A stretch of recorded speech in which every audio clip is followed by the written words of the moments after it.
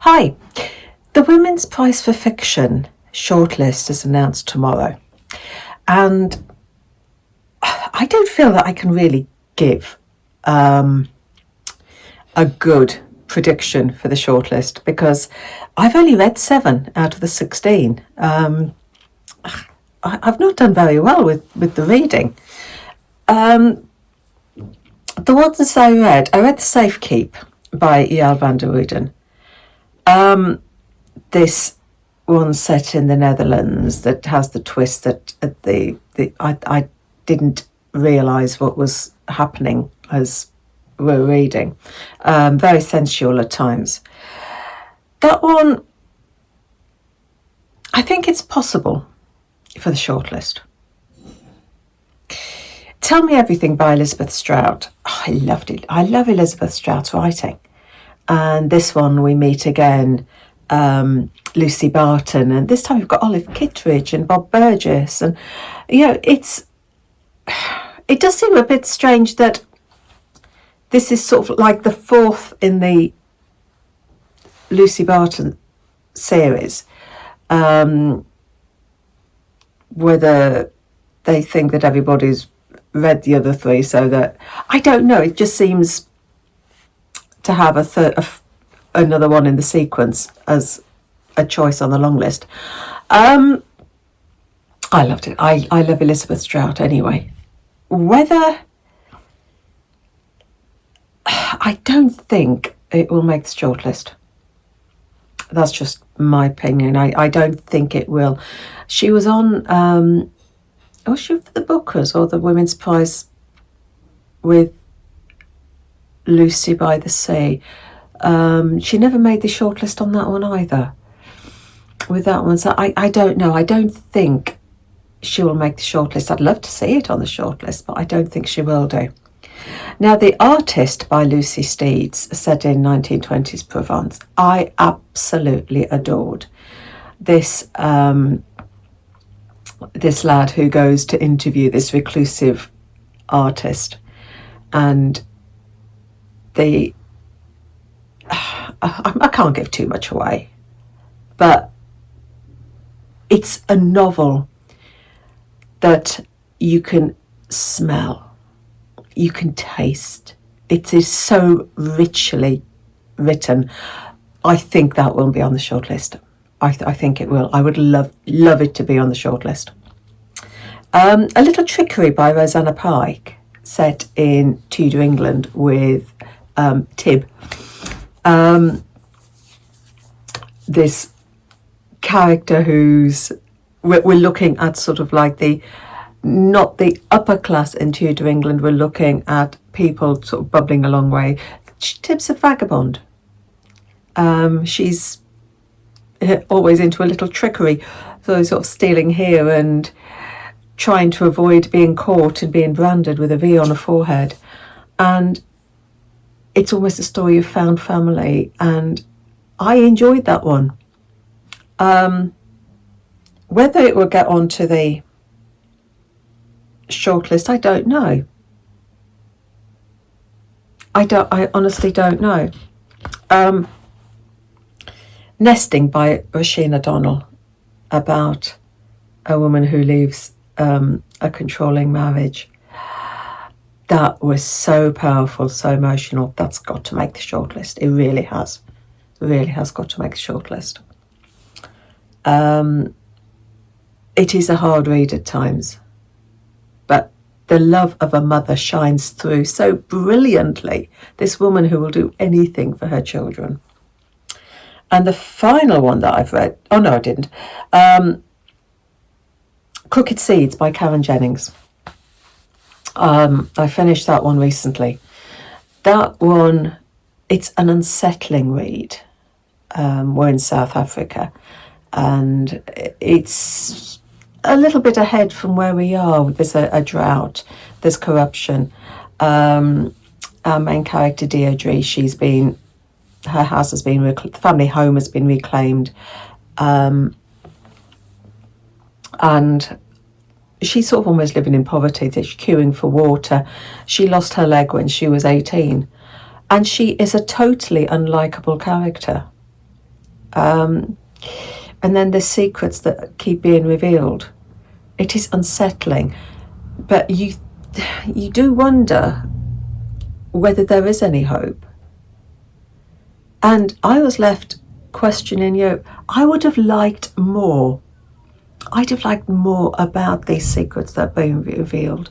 I'd have liked to have seen Deirdre before she became this woman that we've got now. I'd have liked to see her as a mother, because her daughter is, pretty sure she's in the UK, expecting her first child. And there is a bond between mother and daughter, because daughter phones her all the time, And I would have liked to have seen Deirdre with her daughter, to see another side of her to this than the one we've got now. Shortlist, I don't know. I don't think so. And the last one I read was Ministry of Time, Kellyanne Bradley. I had fun with this one. Time travelling, where this Ministry of Time pick people out of history and repatriate them into the present day. And unnamed narrator, she is the bridge helping Admiral Gore. That's like, is he Admiral Gore? I can't remember now. Commander Gore? I know his name's Gore, but I can't remember what his title was. Isn't that dreadful? I suppose I didn't bring any notes with me. I'm just having to rely on this memory, my little grey cells that have probably still in bed. Anyway, Commander Gore, I'll call him Commander.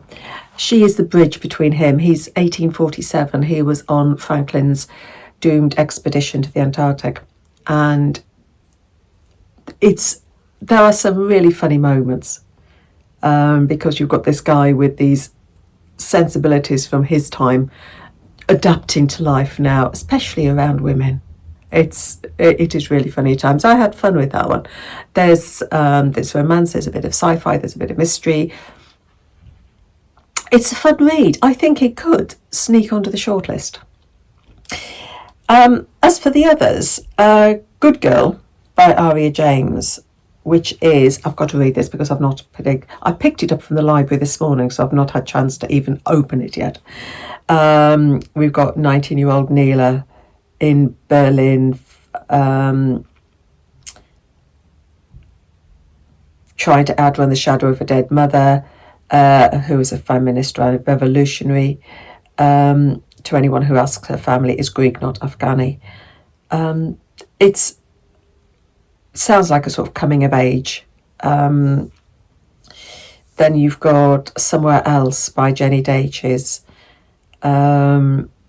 about this 5-year-old girl whose family was murdered in a pogrom, and she is forced to leave everything behind. And it describes it as a generational novel about womanhood and the Judeo-Scottish experience, the creation of Israel, the 2 world wars, and the fall of the Berlin Wall. That sounds like a book that could make the shortlist. I don't know.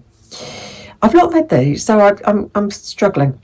Amma by Saray De Silva.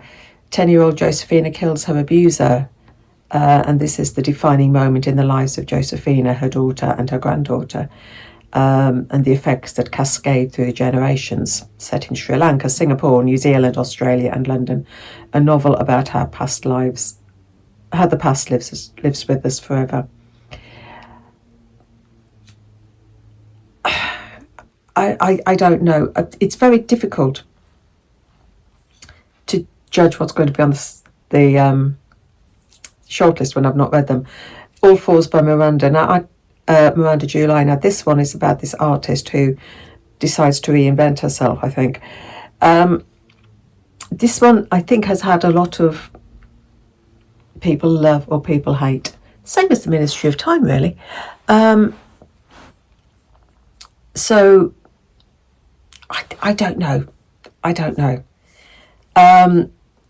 The Persians by Sanam Maludi, about a family from Iran who were somebodies in Iran and now in America they're nobodies.